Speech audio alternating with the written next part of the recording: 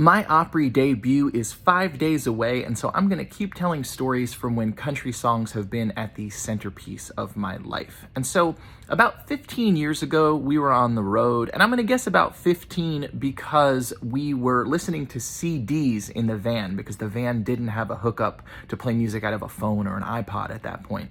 And so we're listening to CDs, and at some point I mentioned a song, and none of the guys had ever heard it, and I couldn't believe it because it had been a big hit like 15 years before that, but I guess where they lived, they just never heard it before.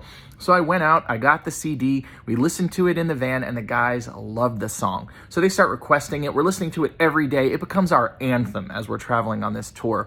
And so a few weeks go by like this, and then I get crazy sick. And so I have the flu, and we're in Ann Arbor, Michigan, and I'm supposed to be getting interviewed.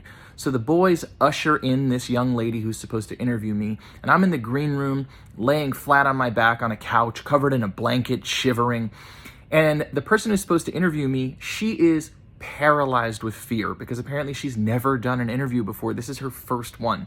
And so I told her, don't worry, I do this every day. It's gonna be fine. Here's what we'll do. I'll ask you some questions first, and then once you get comfortable, you can ask me your questions. So I find out all about her. We're starting to have a nice time, get relaxed. And finally, she starts asking me some questions. And eventually she gets to this one.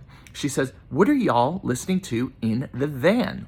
And I said, and one of the guys in the corner sings, he was working through college. And the next guy sings, on my grandpa's farm. And the next guy sings, I was thirsting through knowledge for knowledge.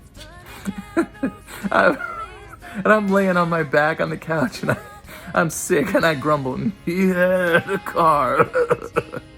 And so by the time we get to the chorus, everybody's singing along, strawberry wine, 17. And this lady, she's probably in college. So the song is 15 years old at this point. She's never heard it before, so she can't believe what is happening. This scruffy bunch of musicians is singing about a young girl's teenage love. She thought we were joking. We were like, no, we're dead serious. We listen to this at least once every single day.